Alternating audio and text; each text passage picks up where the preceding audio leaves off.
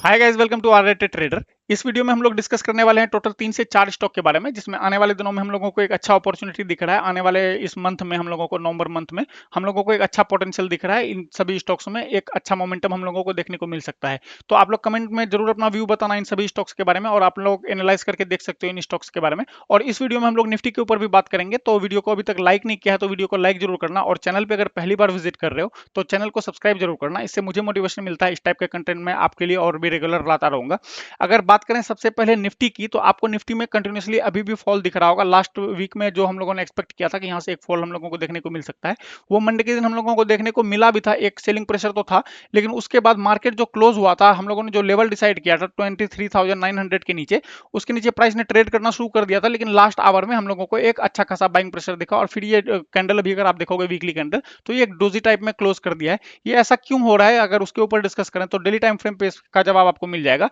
ये दो कैंडल जो आप देख रहे हो, ये आपको यूएस इलेक्शन रिजल्ट के टाइम का कैंडल आप लोगों को दिख रहा होगा। यहां से मार्केट में हम लोगों को एक बुलिश मूव देखने को मिला था, लेकिन अभी अगर आप देखोगे तो सेलिंग प्रेशर फिर से कंटिन्यू हो गया है। तो यहां पर आप लोगों को दोनों ही सिनेरियो के लिए रेडी रहना पड़ेगा, इसलिए क्योंकि अभी अगर आप देखोगे, अगर इसका ये लो पॉइंट जो है ये अगर ब्रेक कर देता है, यहाँ पर दोनों चांसेस है। एक तो हो सकता है कि एक इंपल्स लगा है, इसका एक जस्ट एक करेक्शन हो और ये मोमेंटम फिर से कंटिन्यू कर दे, इसका लो जैसे ही ब्रेक डाउन होगा तो ये सेलिंग प्रेशर के लिए चले जाएगा। लेकिन दूसरे सिनेरियो की अगर आप बात करोगे, तो आपको दिखेगा एक इंपल्स लगा है, उसका एक करेक्शन आया है, और अभी सेकंड ये ट्राई कर रहा है कि इस लेवल को जितना जल्दी हो सके ब्रेक कर दे। लेकिन अगर क्या हो, ये ब्रेक ही ना हो और यहां से हम लोगों को एक शार्प रिवर्सल देखने को मिल जाए मार्केट में, तो अगर इसमें शार्प रिवर्सल हम लोगों को देखने को मिलेगा तो हम लोगों को स्टार्टिंग के एक दो सेशन में समझ में आ जाएगा। अगर इसका नेकलाइन हम लोगों को ब्रेकआउट होता हुआ दिखता है, तो चांसेस है कि फिर हम लोग इस स्विंग हाई तक का भी प्लान कर सकते हैं आने वाले दिनों में। लेकिन इसका नेकलाइन जो है उसका ब्रेकआउट के बाद ही, तो देखते हैं इंडेक्स में नेक्स्ट वीक हम लोगों को कैसा मोमेंटम देखने को मिलता है, और क्या कुछ स्टॉक्स में हम लोगों को मोमेंटम देखने को मिलता है। अगर यहां से इंडेक्स यू टर्न लेता है या फिर हम लोगों को एक रिवर्सल दिखता है प्राइस में, तो मैक्सिमम चांसेस है ये 3 से 4 स्टॉक जो मैंने एनालाइज किया है,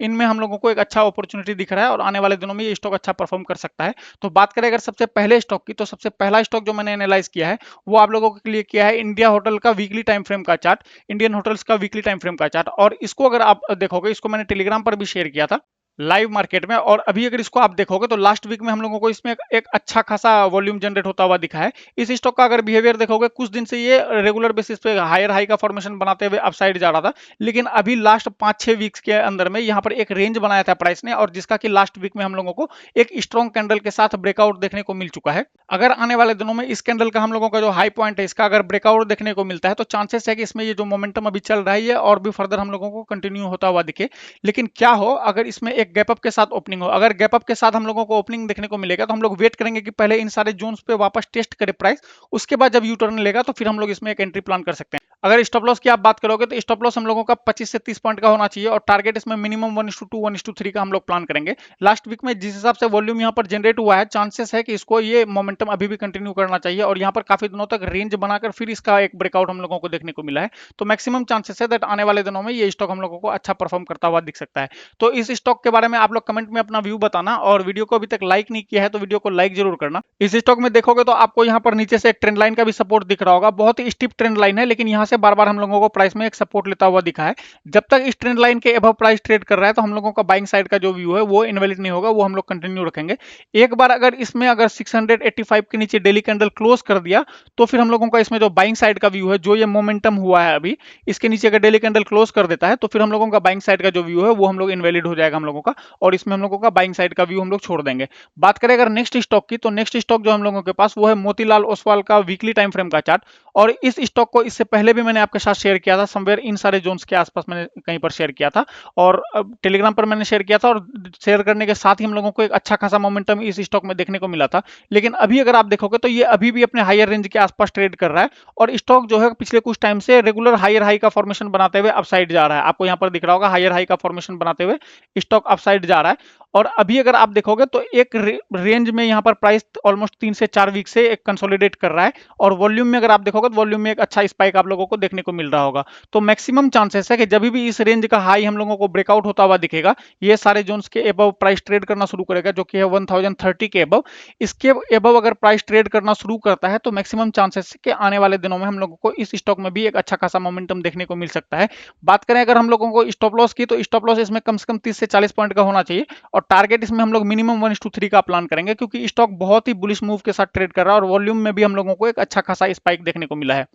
एक बहुत ही अच्छा मोमेंटम देने के बाद, एक वीक बहुत ही अच्छा मोमेंटम देने के बाद अभी अगर आप देखोगे तो प्राइस ऑलमोस्ट 3 वीक तक यहाँ पर कंसोलिडेट किया है और चांसेस है कि जिस हिसाब से यहाँ पर वॉल्यूम जनरेट हुआ है बहुत जल्दी इसका हम लोगों को एक ब्रेकआउट देखने को मिल जाएगा। अगर बहुत ज्यादा यहाँ पर एक कुछ बड़ा गैप अप खुल गया या गैप डाउन खुल गया तो इस स्टॉक में हम लोगों का जो एंट्री है वो हम लोग अवॉइड कर देंगे, इसमें हम लोग और एंट्री नहीं करेंगे। अगर छोटा मोटा कुछ गैप अप या गैप डाउन खुलता है तो फिर हम लोग उसको देखेंगे कि अगर वापस एक लेवल क्रॉस कर रहा होगा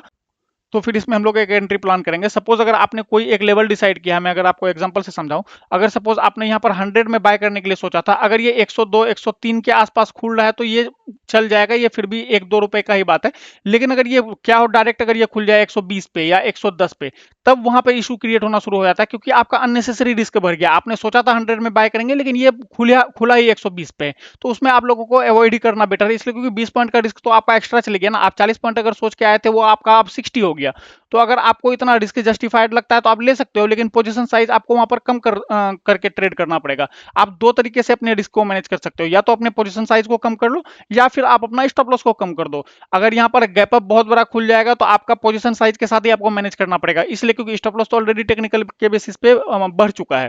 अगर बात करें इस स्टॉक में हम लोगों का डाउन साइड का व्यू, अगर ये सारे कैंडल के नीचे अगर डेली कैंडल क्लोज कर देता है, इसका जो वीकली टाइम फ्रेम का कैंडल बना है लास्ट वीक के अंदर, इसका अगर लो पॉइंट ब्रेक हो जाता है तो इसमें हम लोगों का जो बाइंग साइड का व्यू है वो हम लोगों का इनवैलिड हो जाएगा। देखते हैं आने वाले दिनों में ये स्टॉक कैसा परफॉर्म करता हुआ हम लोगों को दिखता है। बात करें अगर नेक्स्ट स्टॉक की, तो सबसे लास्ट स्टॉक जो हम लोगों के पास वो है विप्रो। आपने देखा होगा कि लास्ट वीक मार्केट में भले ही कितना भी निगेटिविटी रहे, लेकिन पिछले कुछ टाइम से हम लोगों को आईटी सेक्टर में बहुत ही अच्छा एक मोमेंटम देखने को मिला है। और मैं आपको बार बार इस चीज को रिपीट कर रहा हूं कि मैं ऐसा एक्सपेक्ट करके चल रहा हूं कि जब भी मार्केट रिवर्स होगा तो निफ्टी प्राइवेट बैंक और निफ्टी आईटी, ये दो सेक्टर हम लोगों को लीड करता हुआ दिख सकता है। तो इन सभी स्टॉक्स को, इन सभी सेक्टर के स्टॉक्स को आप लोग अपने वॉच लिस्ट में ऐड करके रख सकते हो और ऑब्जर्व कर सकते हो कि आने वाले दिनों में हम लोगों को क्या कुछ मोमेंटम देखने को मिल सकता है। ये स्टॉक बहुत ही इंटरेस्टिंग स्टेज पे है, इसलिए क्योंकि अभी अगर आप देखोगे तो ये इसका एक जो है रेसिस्टेंस जोन, ये बहुत ही इंपॉर्टेंट रेसिस्टेंस जोन है। जब प्राइस में हम लोगों को रिवर्सल दिखा था, जब हम लोग को टॉप से एक फॉल देखने को मिला था, तो यही लेवल पे हम लोगों को एक सपोर्ट देखने को मिला था और एक बाउंस देके वापस इसका ब्रेकडाउन देखने को मिला था। सेकंड टाइम अगर आप देखोगे तो यहाँ पर आपको एक रिवर्सल देखने को मिल रहा होगा, प्राइस में एक हम लोगों को मोमेंटम देखने को मिला और अगेन वहां से एक फॉल देखने को मिला था। थर्ड टाइम इसका ब्रेकआउट हो गया था, लेकिन उसके बाद हम लोगों को एक हैवी गैप डाउन के साथ एक ओपनिंग देखने को मिला और यहाँ से वापस प्राइस एक रेंज में चली गया। अभी अगर आप देखोगे तो ये लास्ट ऑलमोस्ट जुलाई के आसपास से एक ही रेंज के आसपास ट्रेड कर रहा है और लास्ट वीक का जो हम लोगों को मोमेंटम देखने को मिला है तो ये अपने हायर रेंज के आसपास ट्रेड करना शुरू कर चुका है और वॉल्यूम में भी यहाँ पर आप लोगों को एक छोटा मोटा स्पाइक देखने को मिल रहा होगा। थोड़ा बहुत वॉल्यूम इसमें अभी जनरेट होना शुरू हो चुका है। इसमें वॉल्यूम भी अगर आप देखोगे तो लास्ट वीक में अच्छा जनरेट होना शुरू हो चुका है और चांसेस है कि इस लेवल का जैसे ही हम लोगों को एक ब्रेकआउट देखने को मिलता है जो कि 580 के आसपास, 580 का अगर ब्रेकआउट हम लोगों को देखने को मिलता है तो मैक्सिमम चांसेस है दैट आने वाले दिनों में इन सभी स्विंग को भी हम लोगों को टेस्ट करता हुआ ये स्टॉक दिख सकता है। और इसके फर्दर भी अगर मोमेंटम कंटिन्यू रहता है, इसके अबव भी अगर प्राइस सस्टेन करता है और ट्रेड करता है तो फिर हम लोग अपने पोजीशंस को ट्रेल कर सकते हैं। तो आप लोग बताना कमेंट में अपना व्यू कि आप लोगों को ये सभी स्टॉक्स कैसा लगा, और वीडियो को अभी तक लाइक नहीं किया है तो वीडियो को लाइक जरूर करना। मुझे ऐसा एक्सपेक्टेशन है विप्रो से और खास करके आईटी सेक्टर के स्टॉक्स के, ये आने वाले दिनों में बहुत ही अच्छा परफॉर्म करता हुआ हम लोगों को दिख सकता है। तो आप लोग बताना अपना कमेंट में व्यू कि आप लोगों को क्या ये दिख रहा है, और टेलीग्राम का लिंक आपको डिस्क्रिप्शन में मिल जाएगा। कुछ स्टॉक ऐसे हैं जो कि अभी हम लोग एनालाइज जरूर कर रहे हैं, लेकिन नेक्स्ट डे हम लोगों को हो सकता है कि एक गैप डाउन के साथ ओपनिंग मिल जाए, या कुछ ऐसे हैं कि नेक्स्ट वीक में हम लोगों को अच्छा परफॉर्म करता हुआ नहीं दिखे। तो मैं अपडेट करने के लिए जितने भी चीजें डालता हूं वो आपको टेलीग्राम पर ही मिलेगा, तो टेलीग्राम का लिंक आपको डिस्क्रिप्शन में मिल जाएगा। आप लोग चाहो तो चेकआउट कर सकते हो, सारे स्टॉक्स के अपडेट आप लोगों को मोस्ट ऑफ द टाइम वहीं पर मिलेंगे। तो मिलते हैं हम लोग नेक्स्ट वीडियो में। आई होप आपने वीडियो अगर यहाँ तक देखा तो जरूर आपको वीडियो पसंद आई होगी। वीडियो पसंद आई है तो वीडियो को लाइक जरूर करना। हम लोग मिलते हैं नेक्स्ट वीडियो में, तब तक के लिए बाय।